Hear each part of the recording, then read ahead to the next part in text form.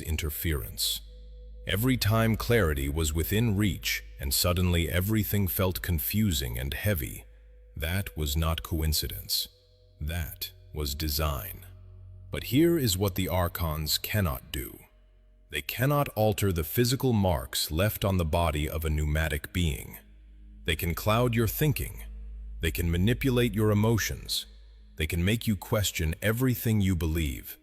They can send waves of exhaustion right when you sit down to seek truth.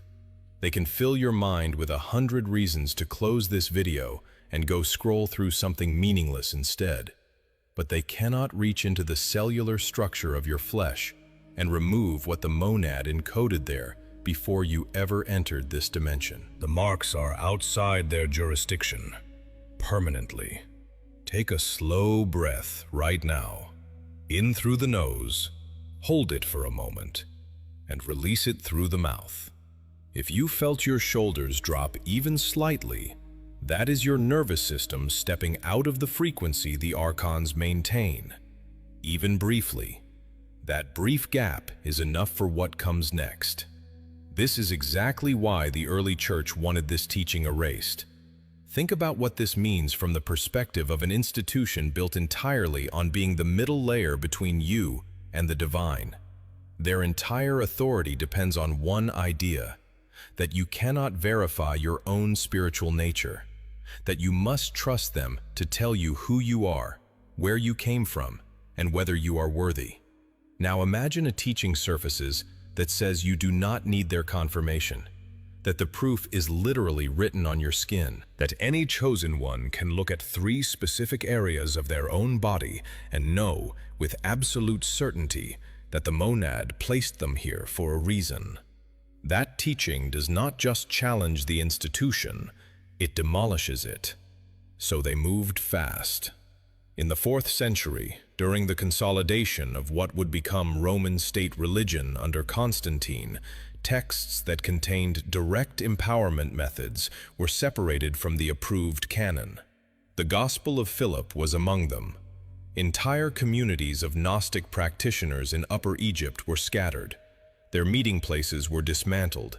Their teachers were forced into silence or exile, not because their claims were outlandish, because their claims were verifiable. And a verifiable path to self-knowledge is the single most dangerous thing to any system of control. But the Gnostics knew this would happen. They had already hidden copies in sealed clay vessels across the Egyptian desert. And when those vessels were opened near Nag Hammadi in 1945, the teaching returned. Not diluted, not reinterpreted through centuries of institutional editing. Raw, direct, exactly as it was spoken. Now here is something most people miss entirely when they hear about this. The 3 marks are not random. They correspond to the 3 frequencies that the monad uses to sustain connection with its fragments inside the material dimension. The first mark relates to origin, the signal that you came from beyond this system. The second mark relates to perception, the capacity to see through the architecture the demiurge built. And the third mark relates to command, the ability to speak with the authority of the source itself, rather than begging from below. 3 marks, 3 frequencies, 1 proof of what you are. And this is what makes you dangerous to them.